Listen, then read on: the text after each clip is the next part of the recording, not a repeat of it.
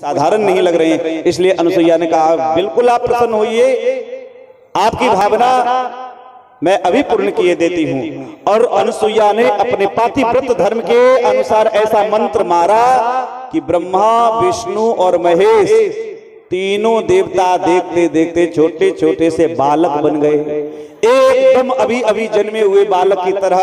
अब छोटे बच्चे को लेकर के अनुसुईया बड़ा लाड़ प्यार करने लगी। माता अनुसुईया ने डाल दियो पालना, झूल रहे तीन देव बनकर के लालना। अब तीनों देवता छोटे से बालक बन गए।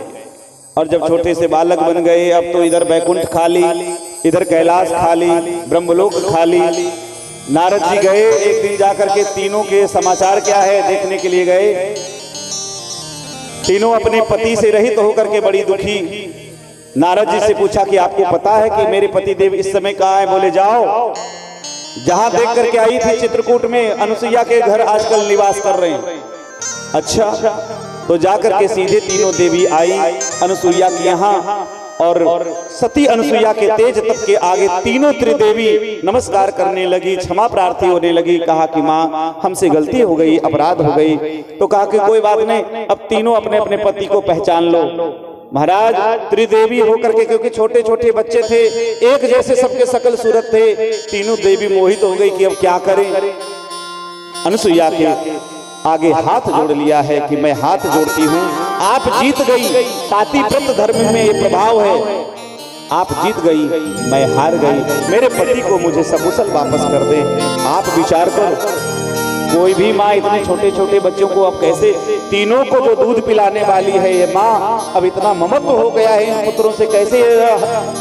लेकिन क्योंकि देवता है, तीनों को सौंप दिया। तीनों देवता प्रसन्न हो गए, ब्रह्मा विष्णु महेश प्रसन्न हो गए और अनुसुईया से कहने लगे कि अनुसुईये आप वरदान मांग लीजिए। कहा कि प्रभु वरदान यही दीजिए कि आप चाहे जिस भावना से, जिसके द्वारा आप प्रेरित होकर के आए थे, लेकिन आप मेरे पुत्र तो बने। अब आप जा रहे हैं, इसलिए मैं आपको तीनों को पुत्र के रूप में मैं चाहती हूँ। तो भगवान शंकर ने भी, विष्णु ने भी, ब्रह्मा ने, तीनों ने वरदान दिया। त्रिदेव अनुसुईया के पुत्र बन करके आए। बोलो अनुसुईया मात की जय हो। मेरे सज्जनों, और ये तीनों, उसी में भगवान शंकर ने अवतार लिया, जो कि विष्णु के अवतार श्री भगवान दत्तात्रेय के नाम से जानते हैं। दत्तात्रेय हुए जो भगवान विष्णु के अंश से हुए। रुद्र के अंश से भगवान शिव ने, यहाँ जो शिव जी का अवतार है, ये साक्षात दुर्वासा जी जो हैं, ये शिव के अवतार हैं और कोई नहीं। शिव जी ही दुर्वासा के रूप में अत्रि अनुसुईया के पुत्र बने हैं और ब्रह्मा जी चंद्रमा नाम के महात्मा बने। तीनों तपस्वी हुए।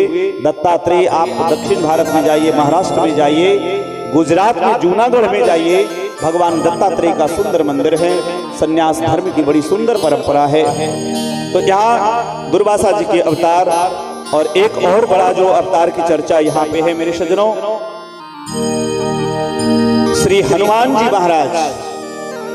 जय हनुमान ज्ञान गुण सागर, जय कपीस तिहु लोक उजागर। तो कहा कि श्री हनुमान जी कौन है?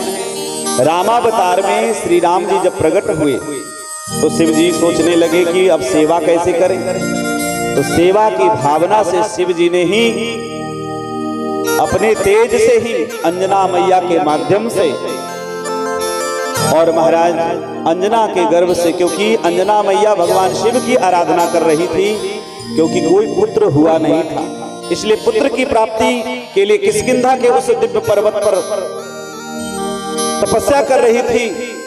और भगवान शिव की कृपा से अंजना को पुत्र के रूप में साक्षात श्री हनुमान जी महाराज के रूप में अवतरित, जो शिव के ही अंश हैं। गोस्वामी जी ने भी लिखा है कि जही शरीर रति राम सो, सोई आदर ही सुजान, रुद्र देह तजि नेह बस, बानर भे हनुमान। बोलो भक्त वत्सल भगवान की जय हो। बानर भे हनुमान, बानर भे, बानर के रूप में श्री हनुमान जी के रूप में श्री शिव जी ही आए और हनुमान जी जितनी राम की सेवा करते हैं प्रभु राम, क्योंकि दुनिया चले न श्री राम के बिना, अरे राम जी चले न हनुमान के बिना। कहा दुनिया चले न श्री राम के बिना और राम जी चले न राम दुआरे तुम रखवारे, होत न आज्ञा बिन पैसारे। बिना हनुमान जी के राम जी कहीं जाते नहीं, कुछ नहीं करते। तो ये शिव जी का हनुमदावतार का वर्णन है। और एक प्रमुख अवतार शिव जी का हुआ जिसका नाम है नंदीश्वर अवतार। शिलाद नाम के एक महात्मा है नंदीश्वर, जो भगवान शिव के मंदिर में नंदी विराजमान है। ये साक्षात शिव जी हैं, ये कोई और नहीं, भगवान शिव ही स्वरूप इस रूप में आए हैं। मेरे सज्जनों, यहाँ पे वर्णन है कि श्री शिलाद मुनि बड़ी तपस्या करते हैं, भगवान शिव की आराधना करते हैं और शंभु की आज्ञा से एक यज्ञ कर रहे थे शिलाद मुनि। यज्ञ करते समय ही, यज्ञ के पूर्व से ही उनके शरीर से, भगवान भोलेनाथ के शरीर से एक दिव्य पुत्र की प्राप्ति हुई। सुंदर पुत्र है और शिवांश ये शिव के शरीर से उत्पन्न ये पुत्र है। और इधर शिलाद मुनि पुत्र के लिए तपस्या कर रहे थे। भगवान शिव ने वरदान दिया और अपने अंश से उत्पन्न उस पुत्र को शिलाद को अर्पण कर दिया। कहा कि देखो ये मेरा पुत्र है और आज के बाद तुम इसे अपना ही पुत्र मानो।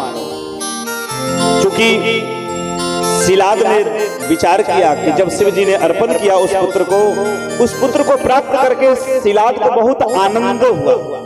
इसलिए नंदयति, संस्कृत में नंदयति का अर्थ है, नंद का अर्थ है जो आनंद प्रदान करे।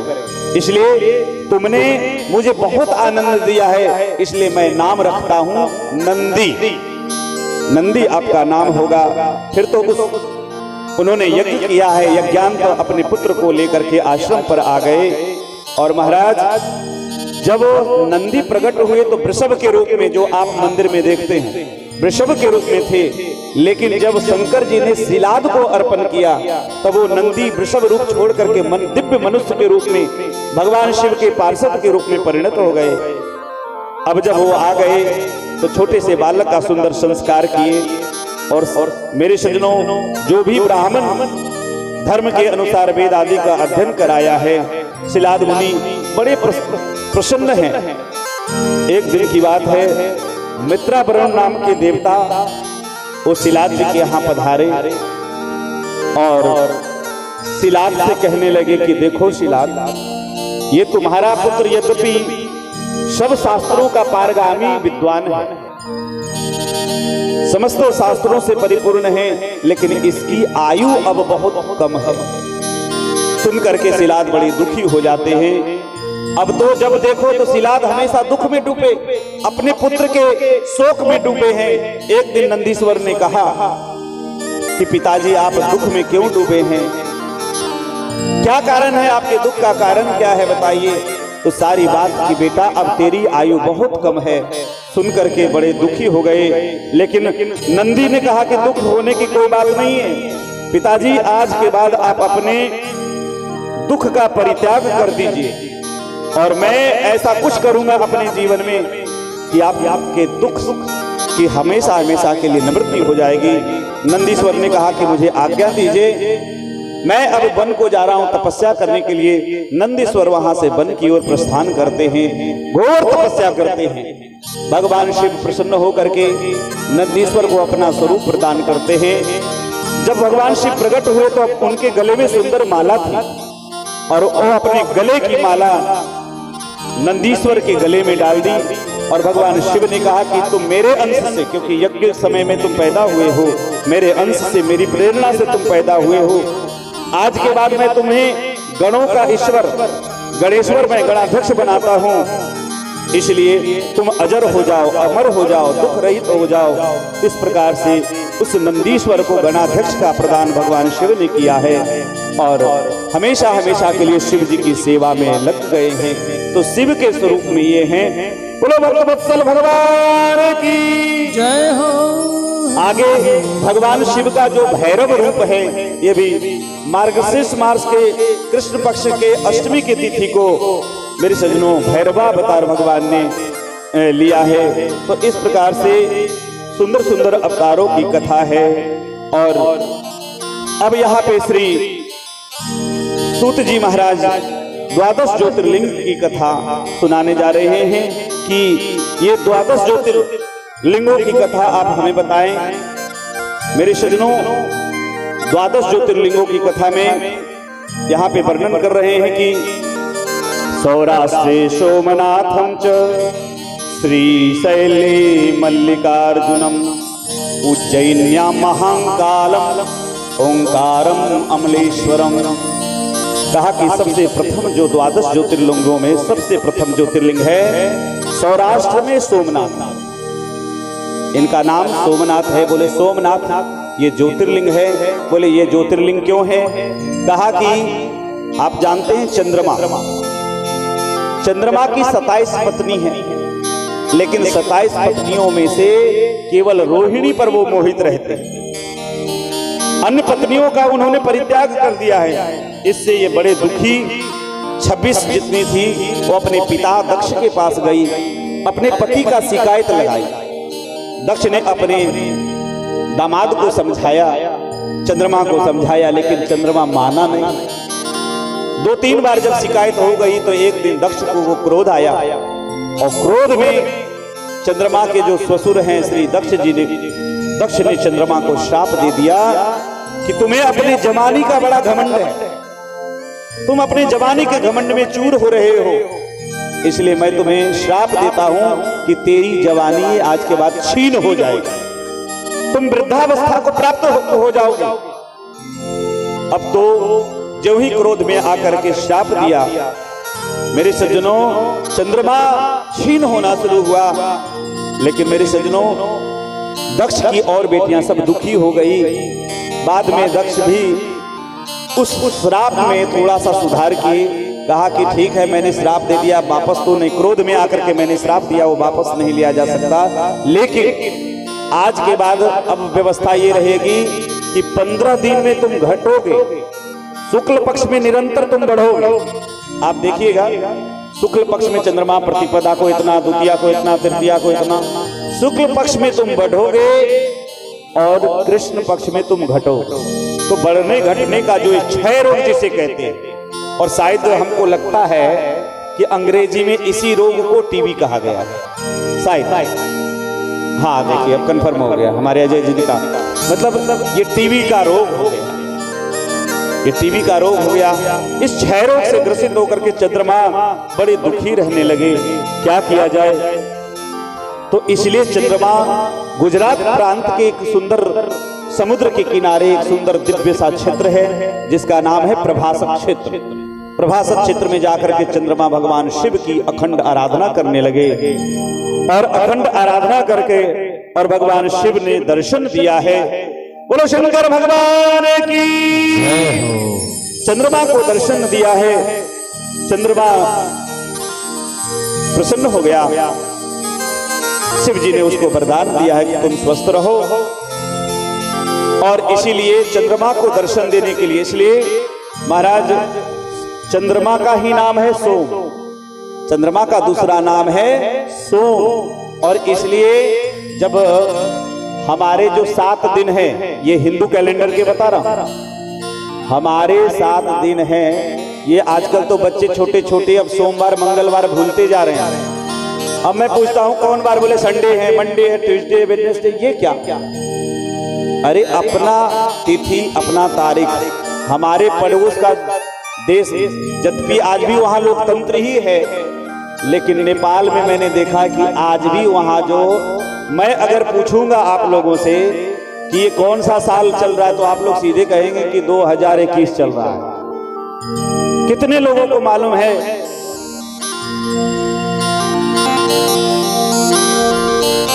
ना सही है, नहीं है? हाँ देखिए 2021 तो अंग्रेजों का है, लेकिन हम लोगों का जो साल है वो विक्रम संवत 2077 है। और होली में जो अगजा जलाते हैं आप लोगों को पता ही है, होली के बाद संवत बदलता है। चैत्र की जब नवरात्रि की प्रतिपदा आती है उस दिन से हमारा साल बदलता है।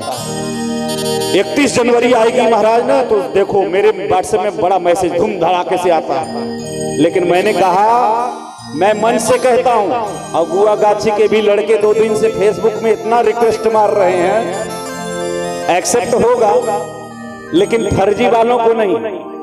श्याम दास कथा व्यास के नाम से मेरा फेसबुक पर पेज भी है और मेरा आईडी भी है, लेकिन जो कथा को सुनना, कथा को समझना उसी के लिए है, फालतू के कोई मैसेज नहीं करना।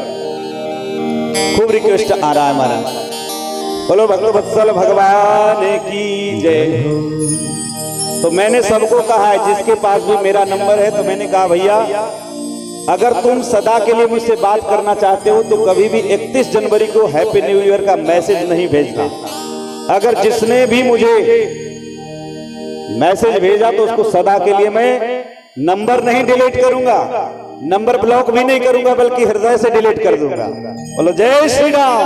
जय श्री राम। इसलिए मैं उन समस्त बच्चों को, हमारी जो बहनें आई है, जब आप नवरात्रि का जो शुरुआत होता है उस दिन सबको मैसेज भेजिए, अपनी नवरात्रि मनाए। दूसरे का स्वधर्मो निधन श्रेयम पर धर्मो भयावह, दूसरे का धर्म कितना भी सुंदर हो, आज हम इसलिए हमारा धर्म गर्त में जा रहा।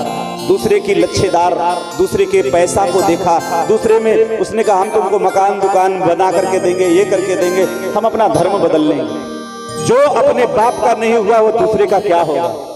जिसने अपना धर्म बदल लिया वो दूसरे का कभी नहीं हो सकता। इसलिए स्वधर्मे निधनम श्रेयः, अपने धर्म चाहे कितना भी खराब हो उसमें मर जाना ठीक है। कभी ये अपने जीवन में ये मत सोचना कि मैं इस जाति में पैदा हूं। कोई जाति नीच नहीं होती, दुनिया में कोई भी जाति नीच नहीं होती है, बल्कि नीच लोग हर जाति में होते हैं। अगर मेरी बात किसी को खराब लगे तो मैं मन से मैं क्षमा प्रार्थी हूं, लेकिन सच्चाई है तुम जिसमें पैदा हुए उसमें गर्व करो कि हम ये हैं। महाराज एक बार क्या हुआ, मैं मन से बताऊं, एक जो चर्मकार थे, हमारे सोनभद्र जिला की बात है, तो वो कथा में हमसे दूर बैठा हुआ था। मतलब सब लोग आ रहे थे प्रणाम करने, वो नहीं आ रहा था। बहुत देर से मैं देख रहा था लोग आ रहे हैं, वो नहीं आ रहा था। आज आखिर में हमसे रहा नहीं गया, तो मैंने पूछा भैया आप प्रणाम करके जाओ, यहाँ खड़े क्यों? तो बोला कि महाराज मैं चमार हूँ और मैं कैसे प्रणाम करूं? मैंने कहा ये किसने कह दिया? अरे कभी अपने धर्म को देखो। और आजकल जो लोग जाति के नाम से दूसरे लोग जो नफरत फैलाते हैं, उनके लिए इस मन से मैं कहूंगा, कभी अगर आप हिंदू धर्म की कभी आपने कभी अपने धर्मों के लिए अपने अपने कुछ पढ़ा हो शास्त्रों में तो वर्णन है। अयोध्या कभी आना और कभी काशी जाना। आपने नाम सुना होगा श्री रैदास जी महाराज का। कौन कौन नाम सुने? श्री रैदास जी महाराज। अभी कुछ दिन पहले ही, मुश्किल से 10 दिन पहले उनकी जयंती बनी।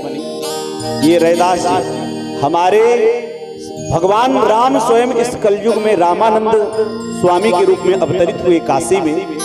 रामानंदाचार्य स्वामी ने देखा कि विदेशी आक्रमणकारी हमारे देश के लोगों को जाति धर्म के रूप में तोड़ रहे हैं। मैं ये नहीं कहता हूं, भेदभाव नहीं कर रहा हूं, लेकिन मैं ये कहता हूं अपनी मर्यादा भी मत भूलो।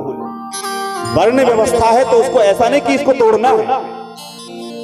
वर्ण व्यवस्था को तोड़ने के लिए कोई शास्त्र ने आदेश नहीं दिया है। अपने वर्ण धर्म का पालन करो, क्योंकि शरीर के जैसे 4 अंग हैं, पैर हैं, हाथ हैं, पेट हैं, सिर हैं। मेरे सज्जनों, जब हम आपस में लड़ते रहेंगे, दूसरे लोग जब हमारे घर की लड़ाई में दूसरे लोग मजा लेंगे और एक दिन हमारा घर हमारा नहीं किसी और का हो जाएगा, हम बेघर हो जाएंगे। ये जात पात की लड़ाई बंद करो। राम जी ने कभी जात पात नहीं देखी, कृष्ण जी ने कभी जात पात नहीं देखी, लेकिन इसका मतलब ये भी नहीं हुआ कि उन्होंने वर्ण व्यवस्था का पालन नहीं किया। वर्ण व्यवस्था का जो जिस जात में पैदा हुआ है, किसी प्रकार से कुंठित होने की कोई आवश्यकता नहीं, उसे गर्व होना चाहिए कि हाँ मैं ये हूं।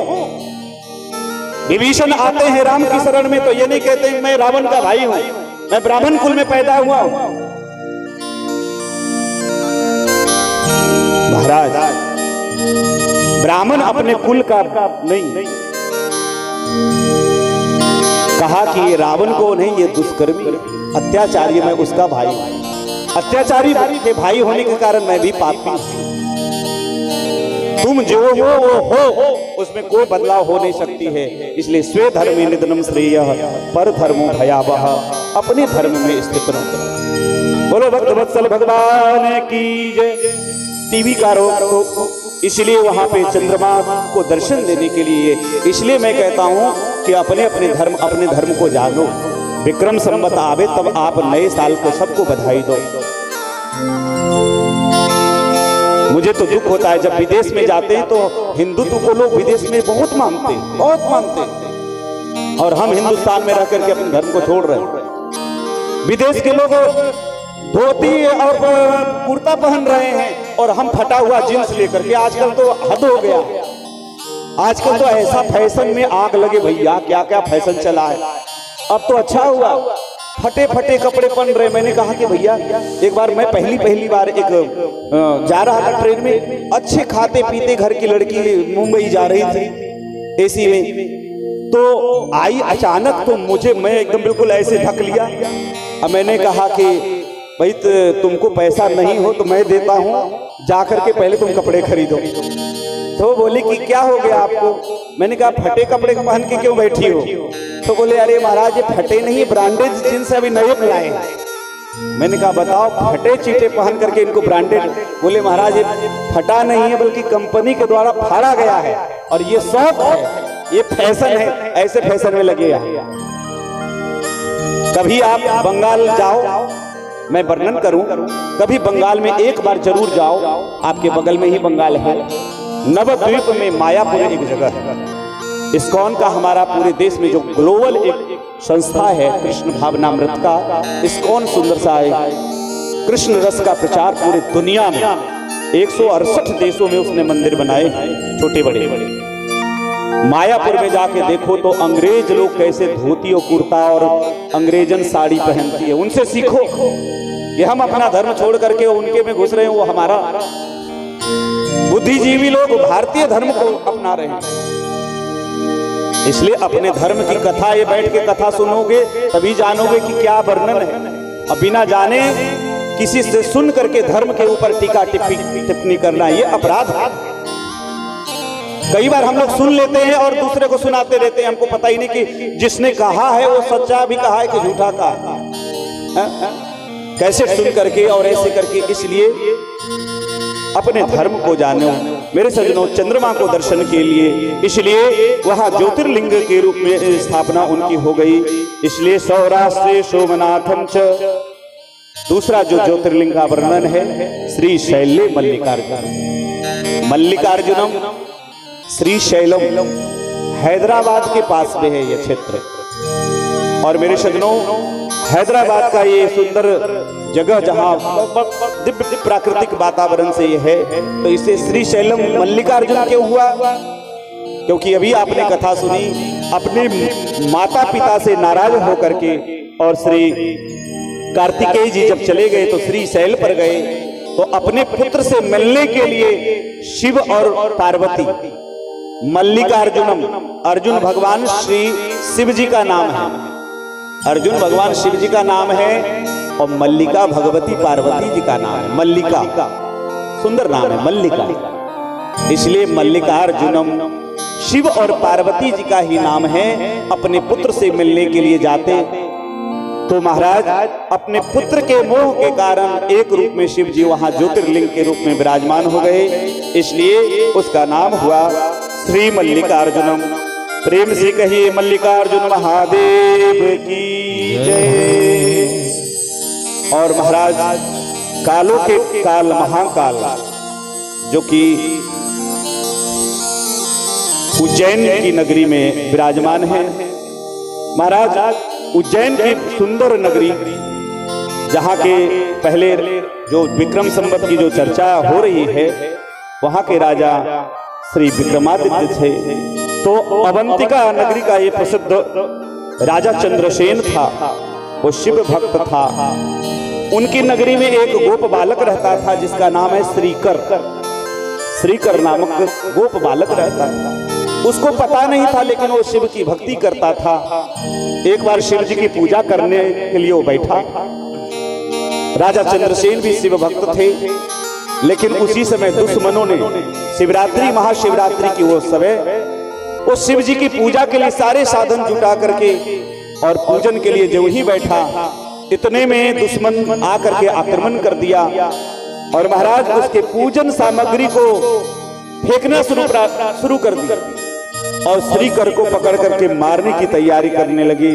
उस श्रीकर भगवान शिव शिव शिव ऐसा कह करके भगवान शिव को पुकारने लगा और शिव को पुकारने लगा। तो उसी समय भगवान शिव प्रकट हो गए और समस्त दुश्मनों को मार करके भगा दिए और श्रीकर को दर्शन दिए। इधर राजा चंद्रसेन भी बड़े सुंदर थे। अब तो शिव जी के दर्शन प्राप्त करके बहुत आनंद हुआ। श्रीकर ने प्रार्थना की कि प्रभु आप यही विराजमान हो जाइए। तो श्रीकर की प्रार्थना से वही विराजमान हो गए। लेकिन वो श्रीकर शिव जी की आराधना इतने दिव्य तरीके से करता है, इतना सुंदर श्रृंगार करता। बाद में महाराज वहां के राजा चंद्रसेन को जब पता चला तो उसने वहां सुंदर मंदिर महाकाल का मंदिर बनवाया है। तो कालों की काल महाकाल ये सुंदर ज्योतिर्लिंग के रूप में प्रकट हो गए और श्रीशैले मल्लिकार्जुनम उज्जैन्याम महाकाल, महाकाल हो गए। ओंकारम अमलेश्वरम, बिंद की तपस्या से प्रसन्न होकर के और भगवान शिव ने दर्शन दिया जो ओंकार के रूप में। वहां दो शिवलिंग है, वहां ओंकारेश्वर धाम जाइए तो दो शिवलिंग में आधा आधा माना जाता है, अमलेश्वरम और परमेश्वरम। अमलेश्वरम और परमेश्वरम एक नर्मदा जी के नदी के किनारे, एक इधर है एक उधर है। तो जब तक दोनों का दर्शन नहीं होंगे पूर्ण शिवलिंग ज्योतिर्लिंग दर्शन का फल नहीं मिलता। तो बिंद की तपस्या से प्रसन्न होकर के महाराज वहां पे अमलेश्वरम सुंदर ज्योतिर्लिंग है। उसके बाद केदारम हिमवत पृष्ठे, कहा केदारम, ये केदारनाथ जो हिमालय के उस सुंदर चोटी पर विद्यमान है केदारनाथ, जिनकी चढ़ाई भी काफी है। ये भगवान नर नारायण स्वयं नर नारायण की तपस्या से प्रसन्न होकर के और भगवान शिव ने दर्शन दिया है। तो वहां बद्रीनाथ बगल में है। तो बद्रीनाथ ये नर नारायण की तपोभूमि है और बगल में ही केदारनाथ है। तो इसलिए मेरे सज्जनों नर नारायण के ईश्वर के रूप में वहां हुए, इसलिए केदार नाम हुआ। बोलो केदारेश्वर महादेव की जय। तो दाकिन्याम भीम शंकरम, दाकिन्याम भीम शंकरम, भीम शंकर महाराज। भीम एक दैत्य था और ये दैत्य, ये भीम कौन दैत्य था? कहा कि महाबली रावण का जो भाई कुंभकर्ण है और उसके कुंभकर्ण की पत्नी करकटी के गर्भ से उत्पन्न हुआ ये भीम है, ये दैत्य है। और ये बड़ा भक्त था महान, 1000 वर्षों तक इसने भगवान शिव की आराधना की है और शिव जी प्रसन्न होकर के वरदान दिया। वरदान से ये बाद में इसने दक्षिण के राजा सुदक्षिण को जीतने के लिए सेना लेकर के गया। सुदक्षिण भी बड़े धर्मात्मा थे, भगवान शिव की आराधना में इतने लगे रहते थे कि राजकाज वो नहीं करते, शिव जी पर सब छोड़ देते और शिव जी पर सब अपना परिवार छोड़ देते। तो जब वो भीमा नाम का दैत्य, यद्यपि वो भी शिव भक्त था, लेकिन फिर भी उसने सुदक्षिण जैसे भक्त पर आक्रमण किया। लेकिन सुदक्षिण ने भी भगवान शिव को पुकारा, भगवान शिव प्रकट होकर के और भीमा नाम के दैत्य को मारते हैं, सुदक्षिण की रक्षा करते हैं, इसलिए उसके परिवार की रक्षा करते हैं, इसलिए उसका नाम भीम शंकर हो गया। बोलो भीमा शंकर महादेव की जय हो। बोलो शंकर भगवान की। तो इस प्रकार से मेरे शरणों आइए, भगवान शिव का भगवान शिव पर भी हम लोग अपने परिवार को छोड़ें और सब एक सुंदर सा भजन है परिवार के लिए, हमारे परिवार के लिए भगवान शंकर हम सब पर कृपा बरसाएं और सब कहें बोलो शंकर भगवान की। भोले तेरे भरोसे मेरा परिवार है, सभी गाइएगा। भोले तेरे भरोसे मेरा परिवार है, भोले तेरे भरोसे मेरा परिवार है। तू ही मेरे नाम समाजी, तू ही मेरे नाम समाजी, तू ही पतवार है। भोले तेरे भरोसे मेरा परिवार है, सभी हाथ उठा कर भरोसे मेरा परिवार है। तू ही मेरी नाम समाजी, तू ही मेरा नाम समाजी, तू ही पतवार है। भोले तेरे भरोसे मेरा परिवार है, भोले तेरे भरोसे मेरा परिवार है।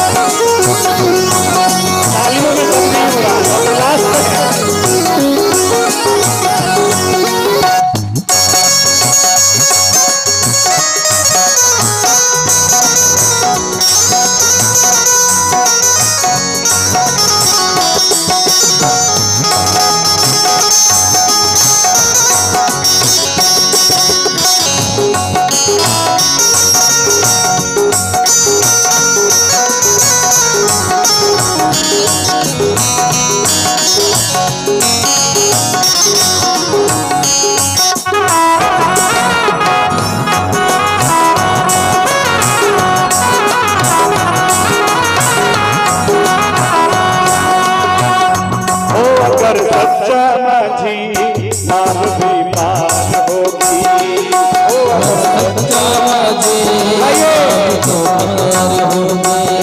भजन गाइए तभी आवाज वहां तक पहुंचेगी। भजन में वो ताकत है, वैसे आप चिल्लाते रहोगे कभी आपकी आवाज नहीं, लेकिन जब दिल से हृदय से प्रार्थना करोगे तो हमारे हृदय के भाव को भगवान भोलेनाथ जरूर जानेंगे।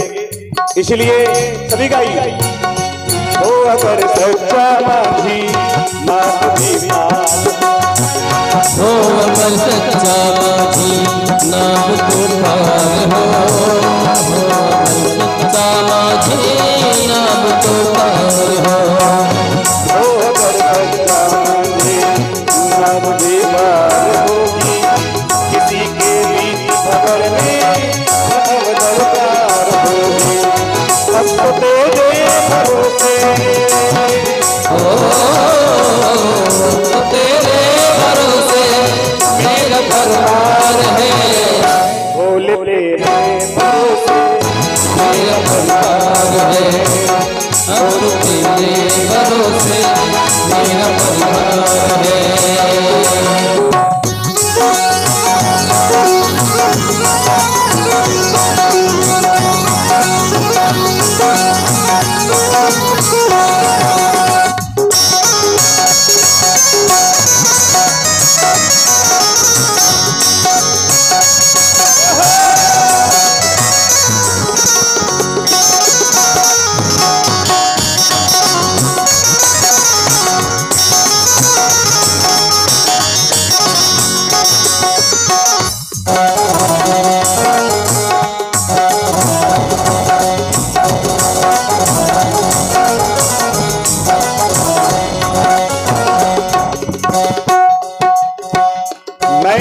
छोड़ी चिंता तेरा जब साथ पाया, मैंने अब छोड़ी चिंता तेरा जज्बात पाया।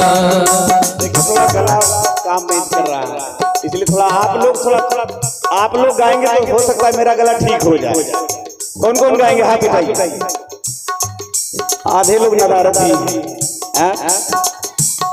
हो अगर हो मैंने अब छोड़ी चिंता तेरा मैंने अब छोड़ी चिंता तेरा दर पा दिया है। तुझको जब बेसहारा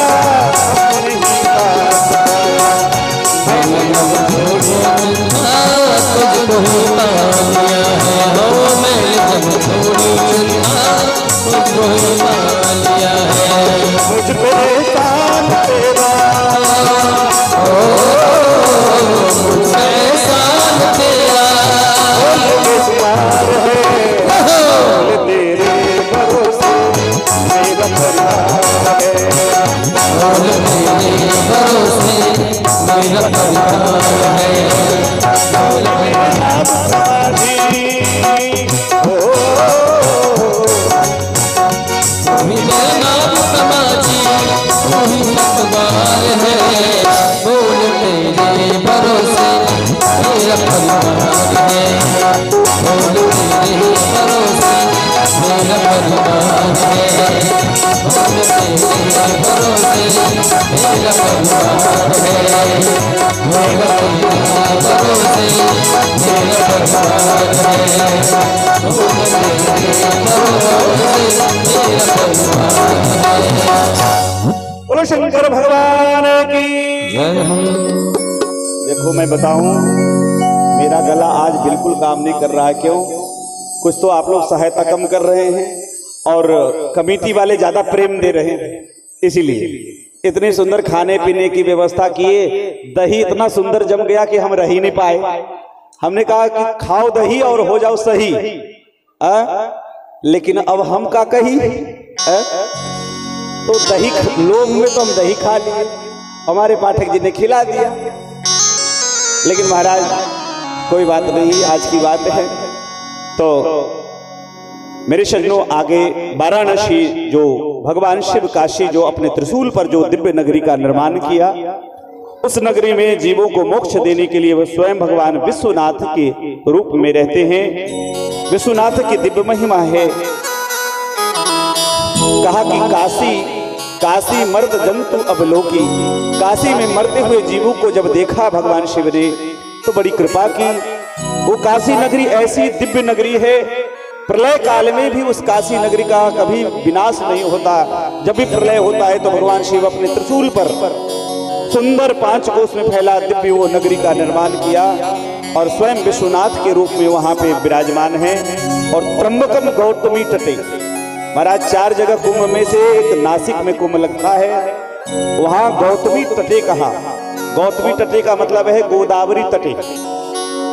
श्री गौतम जी के माध्यम से भगवान शंकर वहां पे प्रकट हुए थे, क्योंकि गौतम जी की तपस्या को देख करके और अहिल्या, गौतम की पत्नी अहिल्या को तपस्या देख करके देवताओं को बड़ी चीड़ हो गई। तो क्या किया, किसी महात्मा को, किसी को इंद्र को जलन हुई और किसी महात्मा के तपस्या करने में इंद्र को बड़ा आनंद आता है। इसलिए इंद्र क्या किए, एक बूढ़ी सी गाय बन करके और गौतम ऋषि के आश्रम में जाके चरने लगे। गौतम ऋषि ने देखा कि सुंदर सुंदर पुष्प को, फूल को, ये जो शिव जी के पूजन के लिए हमने फूल उगाए हैं, उस फूल को ये गाय खा रही है। जाकर के कुशा से खाली ऐसे किया, उतने में ही वो गाय मर गई, क्योंकि वो तो माया की गाय थी, इंद्र के माया से वो गाय का निर्माण। अब तो गौ हत्या लग गई, ऐसा सोच करके सब महात्माओं ने बहिष्कार कर दिया है। लेकिन बाद में गौतम जी ने बड़ी तपस्या करके भगवान शंकर को प्रसन्न किया और भगवान शंकर को प्रसन्न करके कहा कि क्या चाहते हैं। तो 2 चीज कहा कि हे प्रभु, आप जिस रूप में हमें दर्शन दिए हैं आज के बाद यही रहें, और उसके बाद ये गंगा जो आपके पास हैं, यहाँ के लोग जल के लिए बड़े परेशान रहते हैं, जल का बड़ा अभाव है, इसलिए आप गंगा की कृपा हो। शिव जी ने कृपा की तो वहाँ गोदावरी नदी निकली है ना, गोदावरी निकलती है वहां से, और इसलिए गौतमी तटे कहा, त्र्यंबकम गौतमी तटे। वो गोदावरी नदी बड़ी दिव्य नदी है। पंचवटी कभी जाइएगा तो वहां दर्शन होगा। तो वही पास में त्र्यंबकेश्वर के रूप में विराजमान है। तो त्र्यंबकम गौतमी तटे।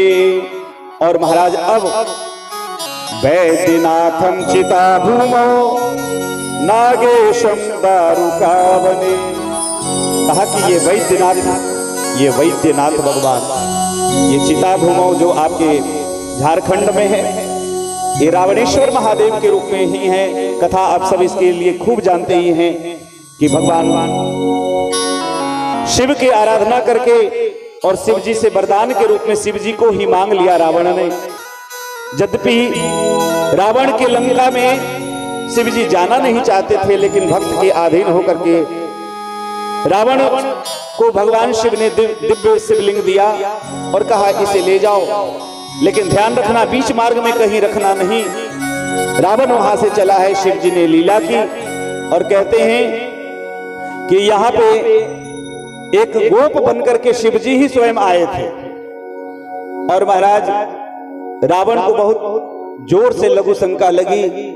अब क्या करे, ये शिवलिंग तो किसको दिया जाए।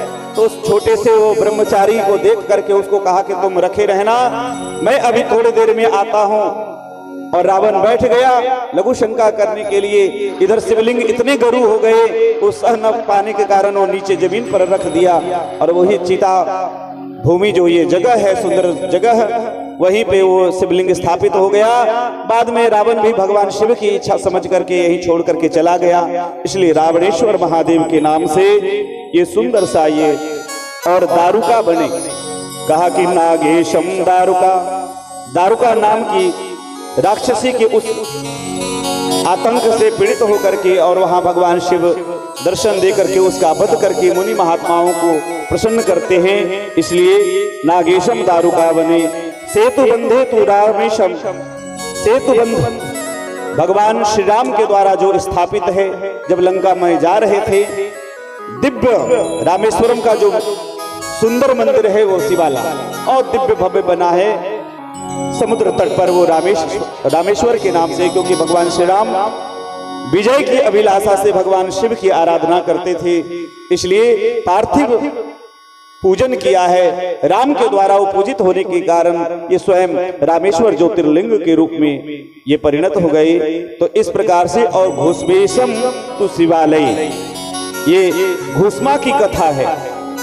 एक घुस्मा नाम की स्त्री भगवान की बड़ी भक्ता थी,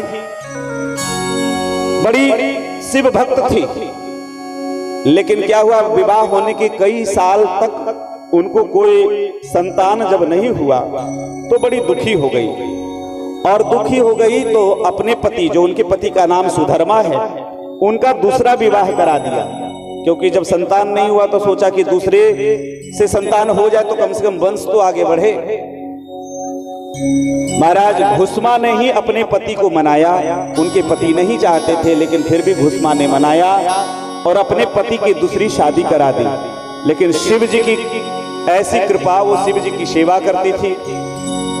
विवाह हो जाने पर क्या हुआ कि कुछ दिन के बाद घुस्मा बड़ी भक्ति भाव से सेवा करती। कभी उसको अपना सौत नहीं मानती, बल्कि बड़ी बहन के समान दासी बनकर के सेवा करती। और रोज नित्य 100 पार्थिव शिवलिंग बना करके और रोज पूजा करके निकट के तालाब में ले जाकर के विसर्जित कर देती। ये उसका नित्य का नियम था। 100 शिवलिंग बना करके रोज पूजा करती और उसको फिर विसर्जित कर देती है। इस प्रकार से घुस्मा की जो सौत है उनका नाम सुदेहा है। कुछ दिन के बाद क्या हुआ, बात उल्टी हो गई। शादी कराया था संतान के लिए और जिससे संतान उत्पन्न होना था उससे तो नहीं हुआ। शिव भक्ति का प्रभाव हुआ कि घुस्मा से ही एक पुत्र की प्राप्ति हुई। अब जब घुस्मा को पुत्र प्राप्त हुआ तो पति का प्रेम, भाई जिस पुत्रवती अगर स्त्री हो तो पति बहुत प्रेम करते हैं। अब तो महाराज उसकी सौत भी डाह करने लगी और धीरे धीरे वो पुत्र भी बड़ा हुआ, विवाह हुआ। उसके पुत्र का जब विवाह हुआ, नई नई पुत्र वधू आई और महाराज सुदेहा जो उसकी घुस्मा के जो सौत थी वो जलने लगी कि पुत्र भी और पुत्र बहू भी अब तो हमारा इस घर में क्या काम। इसलिए रात में सोते हुए घुसमा के पुत्र उसको जाकर के छुरी से पूरे शरीर को काट काट दिया, उसके पुत्र की हत्या कर दी। और हत्या करके क्या किया, जो शरीर का अंग था एक बोरे में भर के गई और ले जाके वही पास जहां शिवलिंग प्रवाहित होता था उसी तालाब में घुसमा के पुत्र के मरे हुए शरीर के टुकड़े टुकड़े ले जाके डाल दिए। अब इधर सुबह की बात है, सुबह घुसमा पूजा करके और शिवलिंग को, जो पार्थिव शिवलिंग को तालाब में डालने के लिए जो ही गई तो वहां खून देखा, खून खून और कुछ मांस देखे। सोचने लगी, लेकिन वो दुखी नहीं हुई। बाद में जब घर में आई तो घुसमा को पता चल गया कि मेरे पुत्र की हत्या हो गई। लेकिन आप सोचो कि किसी की पुत्र की हत्या हो जाए और कोई शांत बैठा रहे, लेकिन नहीं, घुसमा ने शिव जी के पूजन में ही मन लगाया। हम लोग क्या करते हैं, अगर पूजा में बैठे और एक घंटी बज जाए बस एकदम, हम लोग कितने कमजोर लोग हैं। हम लोग कहते हैं कि हम पूजा करते हैं, क्या खाक पूजा करते हो? थोड़ी सी कथा में थोड़ा कोई एक आदमी इधर गिर जाए पड़ जाए, पूरा ऐसे देखने लगेंगे जैसा तमाशा चल रहा। ये कथा नहीं सुन नहीं रहे, कथा सुन रहे हैं। एकाग्रता की आवश्यकता है, पूजा कर रहे हैं, एकाग्रता की आवश्यकता है। फोन की घंटी बजी, महाराज पूजा भले छूट जाए लेकिन फोन रिसीव होना चाहिए। कथा में भी बहुत लोग आते हैं तो फोन, बस बैठे हैं कथा में लेकिन व्हाट्सएप देख रहे हैं, मैसेज कर रहे हैं। अरे भैया थोड़ा देर के लिए तो कम से कम कोई अपने दिल पर मत ले लीजिएगा। अगर कोई ऐसा कर रहे हो तो ऐसा मतलब पर्टिकुलर मैं किसी सबकी बात बता रहा हूं, उसमें हम भी शामिल हैं कि हम भी कई बार ऐसा करते हैं जो गलत है, सर्वथा गलत है, नहीं करना चाहिए। इसलिए मैं निवेदन करूं, धर्म के कार्य में ये फोन वाली बीमारी हटा दो। पूजा में वो घुसमा को पता चल गया कि मेरे पुत्र की मृत्यु हो गई है, लेकिन वो शोकग्रस्त नहीं हुई, शिव पूजन में मन को लगाया। अब उसकी पत्नी जो जिसकी हत्या हुई थी उसने देखा तो शरीर के कुछ अंग मौजूद थे और खून खून ही देख करके चिल्लाने लगे, हाय हाय करने लगी। घुसमा ने अपने बहू को संभाला, कहा कि देवी तुम चिंता मत करो। और महाराज चमत्कार हुआ, शिव जी के पूजन का प्रभाव हुआ कि जब दूसरे दिन वो पूजा के लिए गई और जाकर के देखती है कि उसी तालाब के पास से वो जो जिसकी हत्या कर दी गई थी वही बेटा मुस्कुराता हुआ और मिल गया। बोलो शंकर भगवान की जय हो। घुसमा की भक्ति के प्रताप से मरे हुए पुत्र जीवित हो गए और फिर तो भगवान शंकर ने दर्शन दिया है, इसलिए घुसमा को दर्शन दिया तो घुसमा को वरदान दिया और ज्योतिर्लिंग के रूप में वहीं शिव जी अवस्थित हो गए। तो मेरे सज्जनों, इस प्रकार से घुसमेश्वरम तु शिवालय, ये द्वादश ज्योतिर्लिंग की कथा है। तो भगवान की कथा हरि अनंत, हरि कथा अनंता, कह ही सुनहि बहुविधि सब संता। भगवान की कथा तो बहुत अनंत है।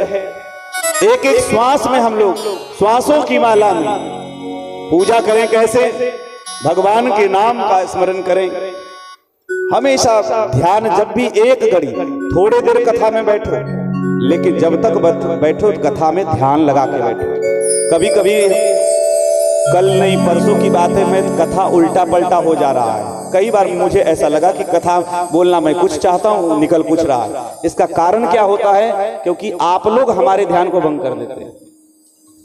जब ये कथा वार्ता, ये सब पूजा पाठ बहुत ध्यान का विषय होता है। जैसे साधारण सी एक बात बताता हूं, अगर आप गाड़ी चला रहे हैं और ड्राइवर अगर रास्ता न देख करके इधर उधर थोड़ा भी हो, तो महाराज 120 की स्पीड में गाड़ी है, सेकंडों में जान जा सकता है।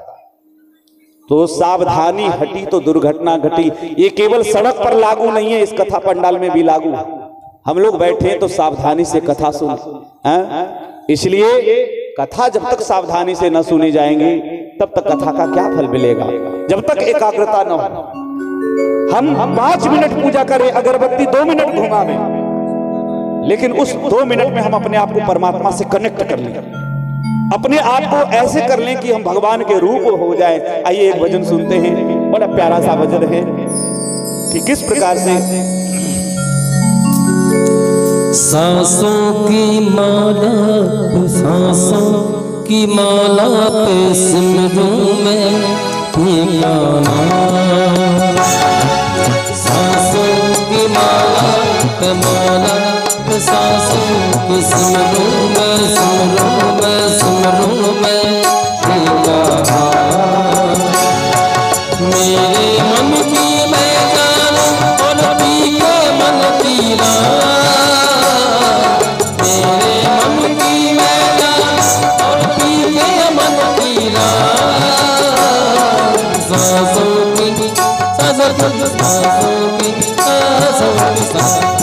की माता सिमरूं मैं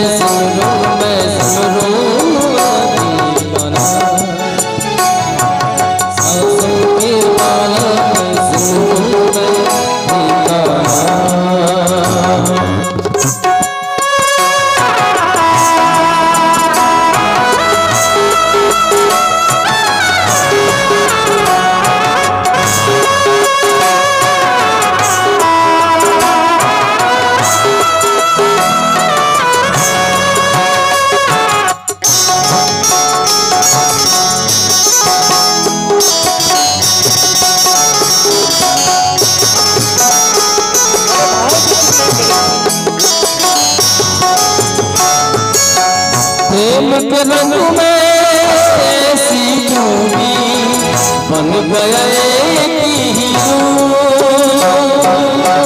प्रेम के रंग में ऐसी डूबी बन गया एक हीरो। प्रेम की माला जपते आप बनी मैं शान। प्रेम की माला जपते आप बनी मैं शान। सांसों की माला सिमरूं मैं सांसों की माला सिमरूं मैं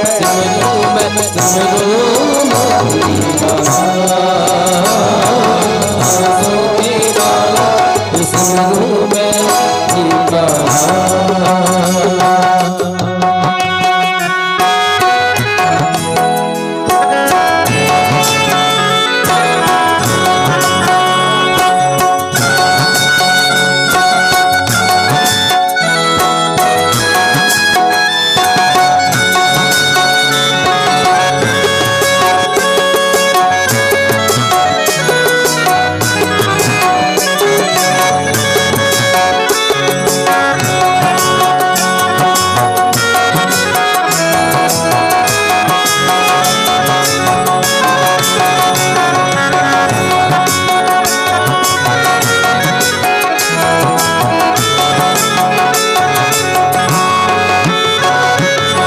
प्रीतम का कुछ दोष नहीं है, वो तो है प्रेम का। प्रीतम का कुछ दोष नहीं है, वो तो है अपने आप से बातें करके हो गई मैं बदनाम।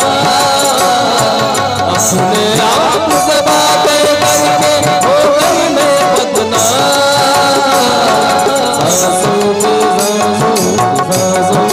माला सिमरूं मैं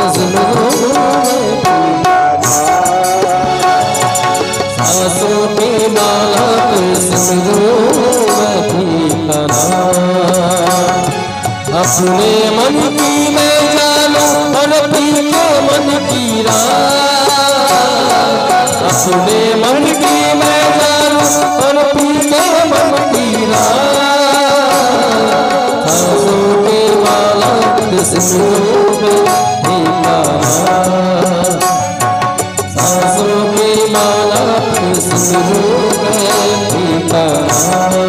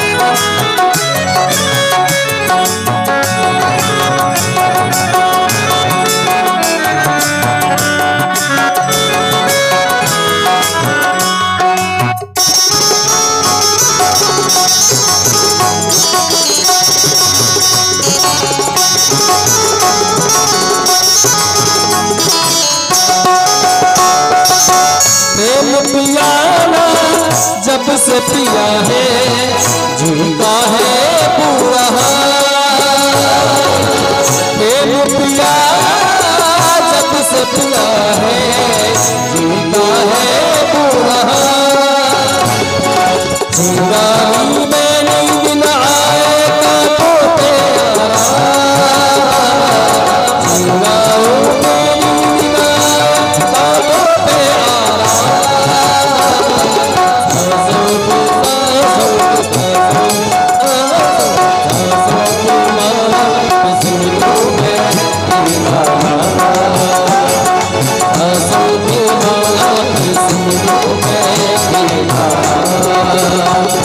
अपने मन की मैं जानूं और पीको मन पीला अपने मन की मैं जानूं और पीको मन पीला